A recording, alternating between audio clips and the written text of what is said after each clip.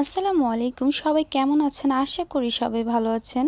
আজকে আমি আপনাদেরকে দেখাবো কিভাবে ঘরে অল্প মশলায় রুই মাছ ভুনা করতে পারবেন। প্রথমে আমি এখানে 4 পিস রুই মাছ নিয়ে নিলাম।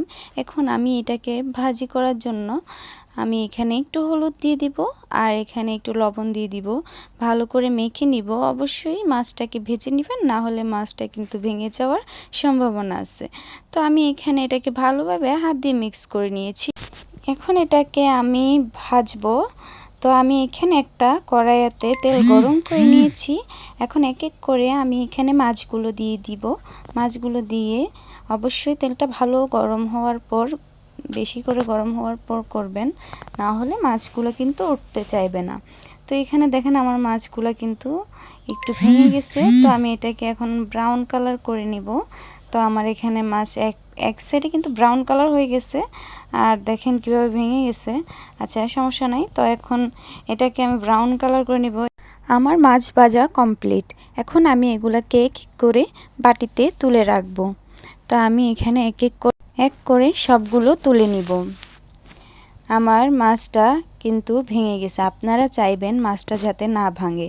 তো আমি এখানে দেখেন কত সুন্দর কালার আসছে। আর এখন আমি একটা তেল গরম করে নিলাম। তারপর এখানে পেঁয়াজ কুচি দিয়ে দিলাম।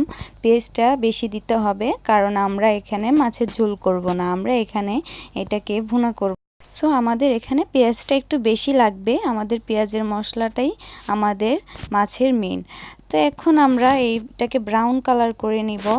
অবশ্যই লাল লাল হয়ে গেলে তখন আমরা এখানে 1 চামচ জিরা বাটা, 1 চামচ হলুদ বাটা আর 1 চামচ লবণ দিয়ে দিব পরিমাণ মতো। আর আমি এখানে রসুনের পেস্ট দিয়ে দিচ্ছি। আমি আদা খাই না, তাই আদা দিই না। তো আমি এখানে 1 চামচ মরিচ দিয়ে এখন মশলাটাকে ভালোভাবে নাড়াচাড়া করে নিচ্ছি, যাতে আমাদের মশলাটা না পুড়ে, তাই এখানে সামান্য পানি দিয়ে দিলাম। তো এই পানিটা দিয়ে কিন্তু এই মশলা পুরাটা আমি কষিয়ে নিব। যতক্ষণ না এখানে তেল উঠে আসে ততক্ষণ কষাবো। আমার এই মশলাটা প্রায় কষানি হয়ে গেছে। দেখেন এখনও তেল উঠে নাই, আমি এটাকে আরও কষাবো। তো আমার কষাতে কষাতে যখন দেখবেন আপনার মশলাটা তেল উঠে আসছে, তখন আপনি এখানে টমেটো কুচি দিয়ে দিবেন। একটা টমেটোকে কুচি করে দিয়ে দিবেন। টমেটোটা আপনি চাইলে দিতেও পারেন, নাও দিতে পারেন, কিন্তু টমেটোটা যদি দেন তাহলে এটা টকটক লাগবে, খেতে ভালো লাগবে, কালারটাও আরেকটু সুন্দর লাগবে, দেখতেও ভালো লাগবে। তো এখানে আমি এই টমেটোগুলোকে আধা কাঁচা করে তারপরে এখানে মাছগুলো দিয়ে দিচ্ছি। তো এখানে আমি এক এক করে মাছগুলো দিয়ে ভালোভাবে মশলাটা মিক্স করতেছি মাছের সাথে, যাতে মিক্স হয়। তারপর আমি এখানে মাছটা কষানোর জন্য পানি দিয়ে দিব। তো এখানে আমি আমার পরিমাণ মতো 1 কাপ পানি দিয়ে দিলাম। পানিটা দেওয়ার পর আবার ভালোভাবে পানিটার সাথে মিক্স করে নিতেছি। তো আমি এই মশলাটা পুরোটা পানির সাথে মিক্স করে এটাকে 10 মিনিট লো ফ্লেমে রেখে দিব কষানোর জন্য।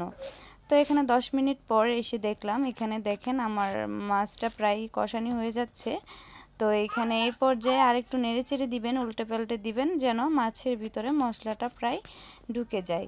তো আমি এখানে কিন্তু ভালোভাবে নাড়াচাড়া করতেছি, কিন্তু এমনভাবে নাড়াচাড়া করবেন যাতে মাছটা না ভেঙে যায়। তো এখানে আমি আবার রেখে দিব এই মাছটা 10 মিনিটের জন্য। তো এই যে এখানে আমি এখন মাছটা রেখে দিলাম। আবার 10 মিনিট পরে এসে দেখি আমার মাছটা এখনও এখানে পানি রয়ে গেছে। তো এই পানিগুলো পুরো শুকিয়ে ফেলবেন, যেহেতু এটা ভুনা ভুনা করবেন, তাহলে এখানে কোনো পানি থাকা যাবে না।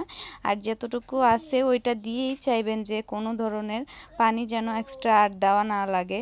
মনে রাখবেন, আপনি তরকারিতে যত কম পানি দিবেন ততই মজা। তো এখানে 5 মিনিট পর আবার এসে দেখি আমার মাছটা থেকে তেল উঠে গেছে। এখন আমার মাছটা আবার উল্টে দিব যাতে আমার মশলাটা মাছের ভিতরে ভালোভাবে যায়।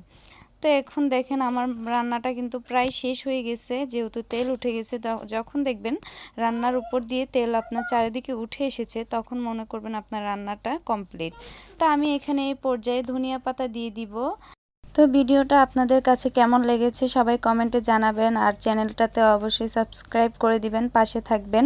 সবাই ভালো থাকবেন। আল্লাহ হাফেজ।